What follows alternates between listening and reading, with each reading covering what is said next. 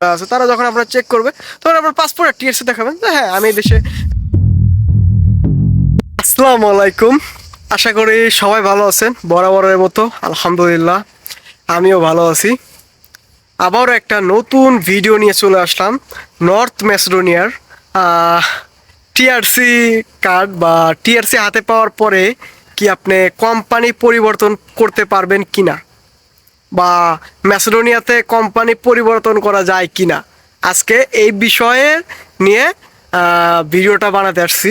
সেটা হচ্ছে এক ভাইয়া কমেন্ট করছে যে ভাই ম্যাসেডোনিয়ার টিআরসি কার্ড পাওয়ার পরে কি কোম্পানি পরিবর্তন করা যায়। তো ভাই আপনারে মূলত বলি এবং সবার জন্য আজকের এই ভিডিওটা। অনেকে এরকম বিষয় নিয়ে হয়তো কনফিউজ থাকতে পারেন বা দ্বিধাদ্বন্দ্বে থাকতে পারেন। সো ম্যাসেডোনিয়ার যে টিআরসি কার্ডটা এটা আসলে মূলত একটা হচ্ছে আপনার রেসিডেন্ট পারমিট, মানে ওইখানে আপনার কাজ করার অনুমতিপত্র। তো এই অনুমতিপত্রটা আপনার মূলত বের হয় এইভাবে যে আপনার যেখানে আপনি যে কোম্পানিতে আপনি জব করেন, সো ওই কোম্পানির থেকে আপনার অ্যাপ্রুভাল ওয়ার্ক পারমিট এবং অ্যাপ্রুভালটার জন্য জমা দিতে হয় ওয়ার্ক পারমিট দিয়ে আপনার অ্যাপ্রুভাল উঠায়।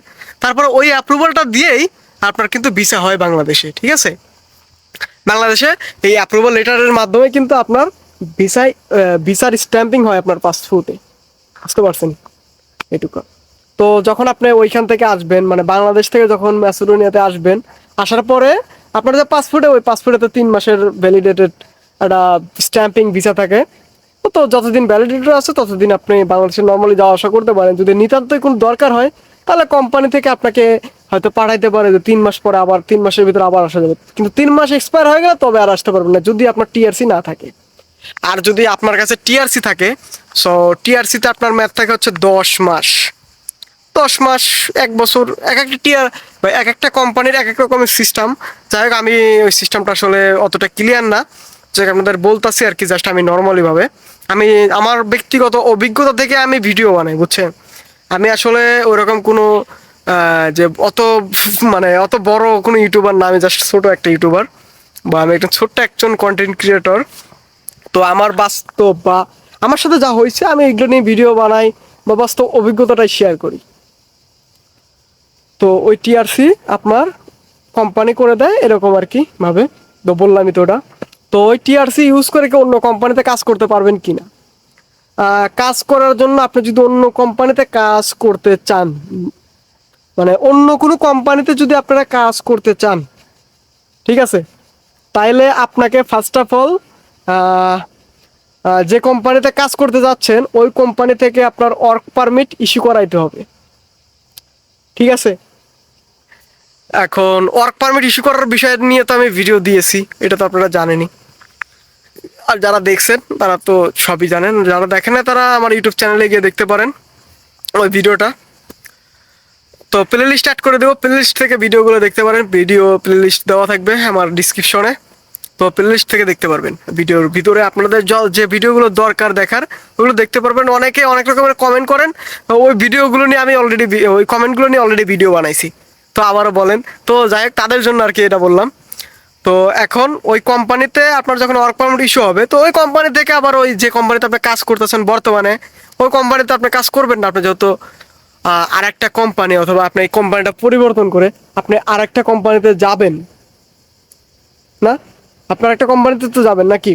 তো ওই কোম্পানিতে যখন আপনি যাবেন তখন মূলত ওই যে কোম্পানিতে যাচ্ছেন বা যে নতুন কোম্পানিতে যাবেন, পুরাতন কোম্পানির কন্ট্রাক্ট শেষ, ওই কোম্পানিতে যাবেন। ওই কোম্পানিতে আগে ওদের বলবেন যে দেখ তোরা আমার অ্যাপ্রুভাল লেটারটা আর হচ্ছে কন্ট্রাক্ট পেপারটা এই দুটো আমার তাড়াতাড়ি প্রোভাইড কর।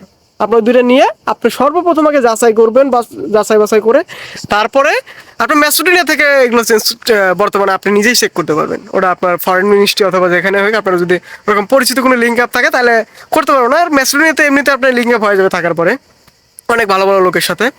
তো তাদের মাধ্যমে কোনো সিস্টেম করে আপনারা করতে পারেন। তো যাই হোক, ওটা নিয়ে ওই চেকমেক নিয়ে কিছু বলবো না এখন, জাস্ট ওইটা নিয়ে বলতেছি যে কাজ চেঞ্জ করার সিস্টেমটা কেমন, মানে আপনার কাজটা কিভাবে পরিবর্তন করতে পারবেন বা কিভাবে চেঞ্জ করতে পারবেন।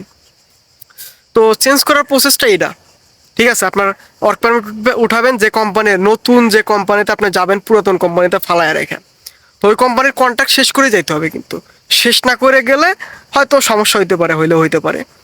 তো যাই হোক, এটা এতটা এক্সপিরিয়েন্স আমার নেই, তবে আমি আমার জানাবো, তবে এরকম আমার সাথে কারো পরিচয় হয় নাই যে যারা কোম্পানিটা চেঞ্জ করছে। তবে আমি যতটুকু জানি যে চেঞ্জ করতে গেলে আপনাকে ওই কোম্পানির থেকে বের হয়ে, মানে ওই কোম্পানির কন্ট্রাক্টটা শেষ করে ওই কোম্পানি থেকে আপনার পাসপোর্ট নেবেন, ওই কোম্পানি থেকে আপনার ওয়ার্ক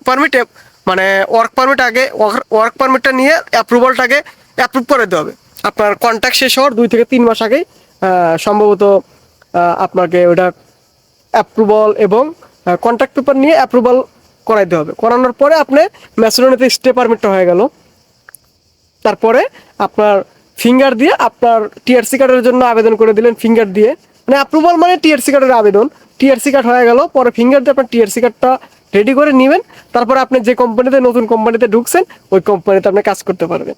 এবং টিআরসি কার্ড নিয়ে অন্য কোনো দেশে মুভ করতে পারবেন কিনা, তো দেখেন ওই বিষয়টা আসলে আমি অতটা জানি না। তবে আপনার যে টিআরসি কার্ড এবং পাসপোর্ট, তো এই দুটো সহকারে হয়তো আপনি কোনো দেশে ভিজিট করতে পারবেন কিনা, তবে ওইটা আপনার অনলাইনে অনেক সময় দেওয়া থাকে, আপনি গুগলে ওগুলো দেখতে পারেন সার্চ করে।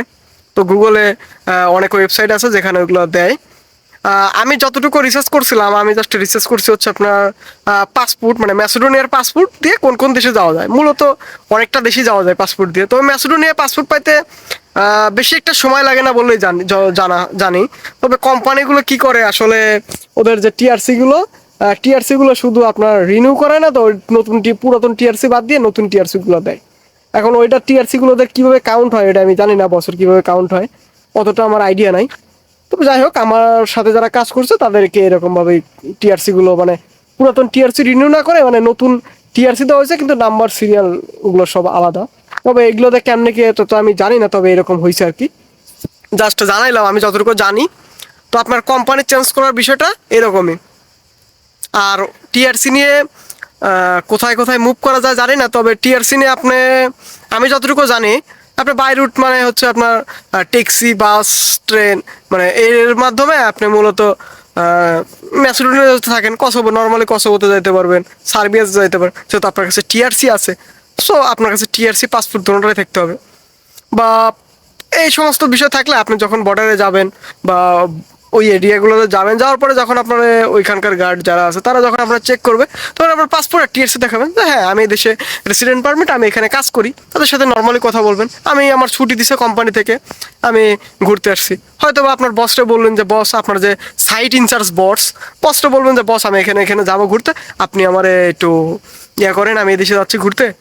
বসের পারমিশন নিয়ে যাবেন, তবে বসের মেসেজ করবেন। যদি আপনারা ওইভাবে জবাব দিয়ে করতে হয়, তখন আপনার বসরে ফোন ধরাই দেবেন, বস বলবে যে দেখ সমস্যা নেই, তখন আপনার কোম্পানি থেকে সাপোর্ট হয়ে গেল, দ্যাটস ইট। তখন আপনি মানে কিছু কিছু দেশে মুভ করতে পারেন, পাশাপাশির দেশ। এখন ফ্লাইটে বা এয়ারে মুভ করা যায় কিনা এটা আমি সঠিক জানি না। যাই হোক, ভিডিও ভালো লাগে অবশ্যই সাবস্ক্রাইব করবেন, এবং নিয়মিত ভিডিও আপলোড দিব। এবং হয়তোবা সামনে ইতালির বিষয় নিয়ে আপলোড দিব, এবং আমি ইতালি আসার পরে আমার বাস্তব অভিজ্ঞতা, ইতালি আসার পরে কিভাবে কি করতে হয়, কোথায় থেকে কি বা কি সব কিছু করতে হয়, এই সমস্ত বিষয় নিয়ে ডিটেলস ভিডিও আসবে ধীরে ধীরে, অল্প অল্প করে, খুব তাড়াতাড়ি। তবে সবাই এখন সাবস্ক্রাইব করেন, চ্যানেলে কিন্তু এখন ধামাক্কা ভিডিও আসতে চলছে, ঠিক আছে? ওকে, সবাই সাবস্ক্রাইব করে রাখেন, সাবস্ক্রাইব করেন। ব্লক লাভার বিডির সাথে আছে এমডি শিহাবুদ্দিন। ভালো থাকবেন, সুস্থ থাকবেন, আসসালামু আলাইকুম।